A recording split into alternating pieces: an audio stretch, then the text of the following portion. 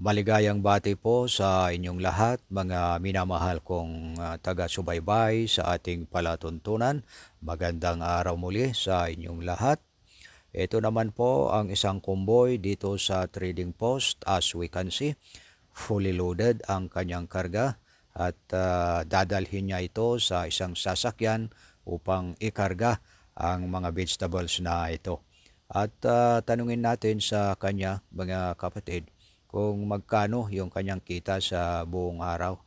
At so yun, sinasabi niya na 2,000 pesos ang pinakamababa na kita niya sa isang araw. So yan po. Maraming salamat po kapatid at yun. So magandang kita niya na mga kapatid. Mas mataas pa sa rate ng nagtatrabaho sa gobyerno. So patuloy lang po tayo mga kapatid na maglibot-libot dito sa compound ng Trading Post. Parang ipasyal ko din kayo para lalong-lalo na yung mga hindi nakakapunta dito sa Trading Post para makita naman ninyo, mabigyan kayo ng opinion kung ano yung Trading Post na sinasabi. So, patuloy lang kayo na subaybayan, sumunod lang kayo sa akin para ipasyal ko kayo. Dahil maganda dito sa Trading Post, lalong-lalo na yung mga mahilig sa vegetables, maganda kung dito rin kayo bibili para makamura kayo. So, yan po mga kapatid, patuloy lang po tayo na maglibot-libot dito sa compound ng Trading Post upang ipasyal ko kayo. So, sundan lang ninyo ako mga kapatid para ipakita ko sa inyo yung mga gawain ng mga tao dito sa Trading Post. Tulad nito, busy sila na inilalagay yung kanilang vegetables sa kanilang paglalagyan na cellophane. Pero bago nila tuluyang ilagay ay binabalot pa ito ng newspaper para hindi sila magdikit-dikit at may suporta ba, ganun po. So ito po yung isa sa kumboy punong-puno, loaded yung kanyang karga. At ito naman po yung isang close van, patatas ang kanyang karga dito. Ito. So malapit na nilang ilagay lahat sa cellophane. Mamaya kikiluin ito at ihanda para kargahin yung mga kumboy. So ganun po mga kapatid ang gawain dito. Siyempre nagpapahinga muna sila dahil nakakapagod din. At ito, maraming convoy dito nga na naka-ready na. Bumper to bumper din, kung baga, parang sasakyan din At natatraffic din, lalong-lalo na kung sinusundan nila itong malalaking sasakyan, hindi sila tuluyang maka-diretso sa kanilang pupuntahan. So ito yung compound surroundings ng Trading Post na kung saan nakahilira yung mga sasakyan ng mga farmers na nanggagaling sa iba't ibang lugar ng Cordillera. So ito yung isang elk na kargado ng isang vegetables at ihinahanda para ikarga sa cellophane na kanilang pinaglalagyan. So ito naman po yung isang convoy, patatas ang kanyang karga, fully loaded. Ayan, sundan natin mga kapatid at titignan naman natin yung nasa kabila. Parang pinapasyal ko din kayo para sa mga kapatid natin na hindi pa nakapunta dito sa Trading Post. At least sa pamamagitan ng ating programang ito ay makita ninyo yung itong Trading Post na sinasabi.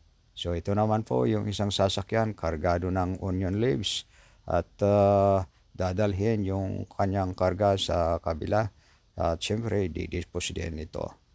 So ganun po dito mga kapatid sa Trading Post at patuloy lamang kayo na manood habang ako'y naglilibot sa surroundings compound nitong Trading Post para makita ninyo sa pamamagitan ng ating programang ito ay inyong mapasyalan ang trading post na napapabalita sa siyempre dito sa ating bansa.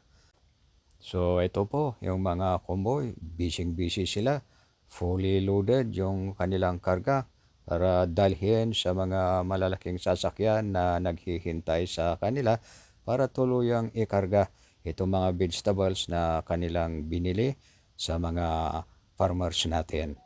So eto, alam nyo mga kapatid, kung minsan itong mga convoy na ito ay nata-traffic din sa dami nila. Hindi sila makalakad ng dire-diretso kung marami silang sinusundan na anumang ito, mga sasakyan at saka yung kapatid din nila na convoy dito sa trading post. So yan po, nakikita, natatanaw ninyo itong malaking sasakyan na kinakargahan ng maraming vegetables. Ito po at kakausapin natin mamaya ito kung mga anong oras na aalis mula dito sa trading post para pumunta sa kanilang pupuntahan.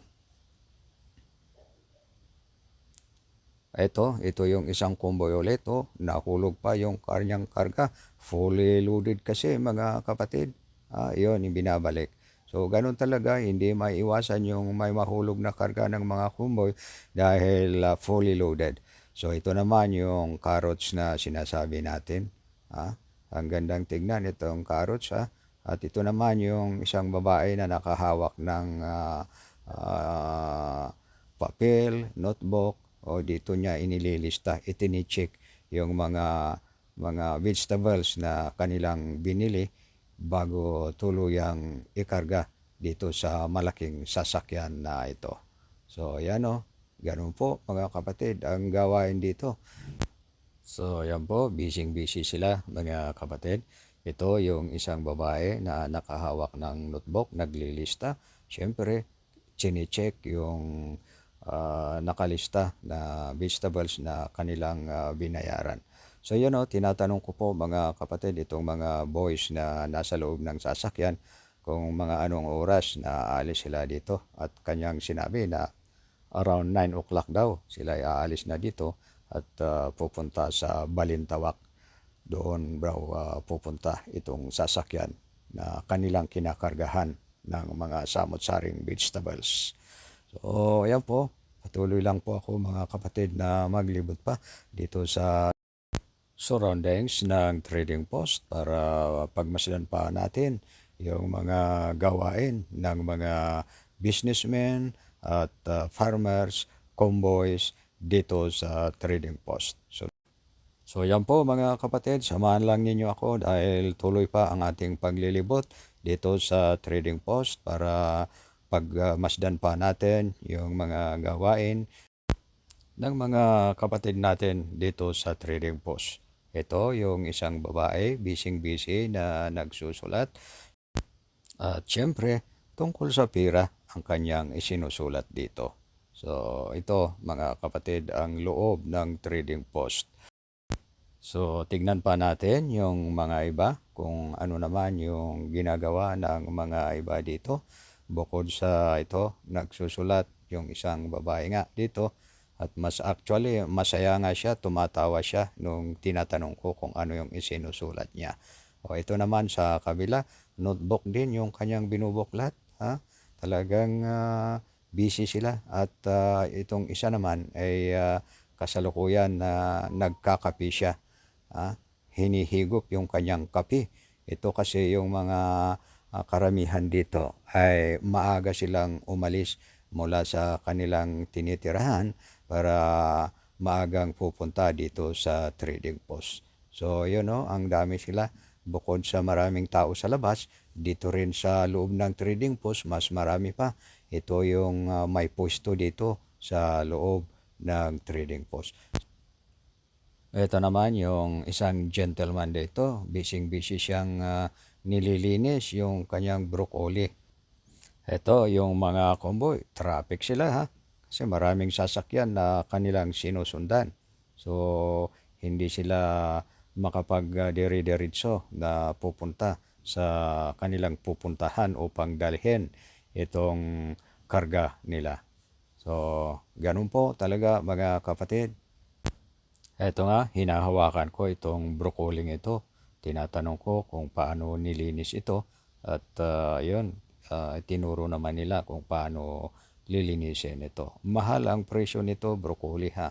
Ito yung isa sa mataas na presyo ng vegetables dito sa Trading Post.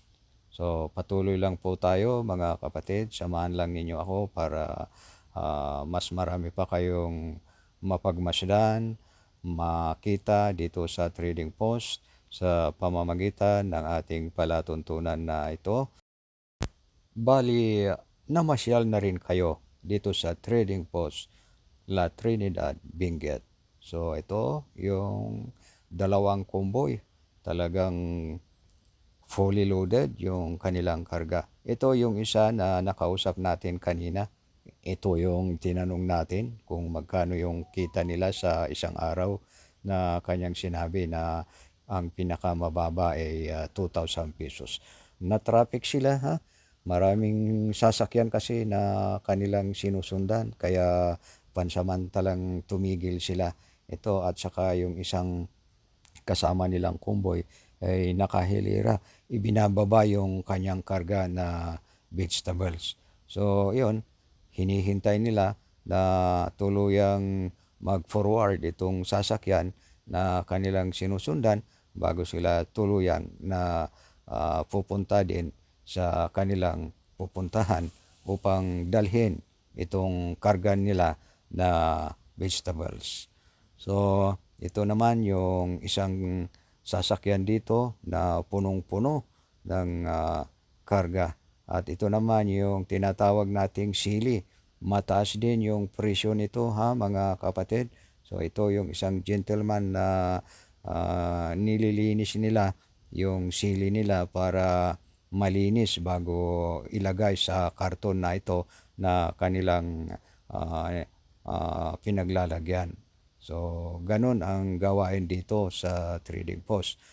Inuulit ko po na kung kayo ay bibili ng vegetables, lalo kung marami-rami, mas maganda kung dito na kayo sa Trading Post bibili para mas makamura kayo. Dahil sigurado kung mahal ang presyo ng mga vegetables dito sa Trading Post, mas lalo na kung bibilhin natin dito o sa labas ng Trading Post. So, yan po mga kapatid. As you can see, talagang gumagalaw lahat yung mga tao dito. Nililinis yung kanilang vegetables. Pagkatapos, babalutin ng newspaper at ilagay sa cellophane na kanilang pinaglalagyan. So yan po mga kapatid, babay na po. Maraming salamat sa inyong lahat. At ako naman po ang inyong lingkod, Jose Culo, laging nagsasabing, kapwa ko, mahal ko.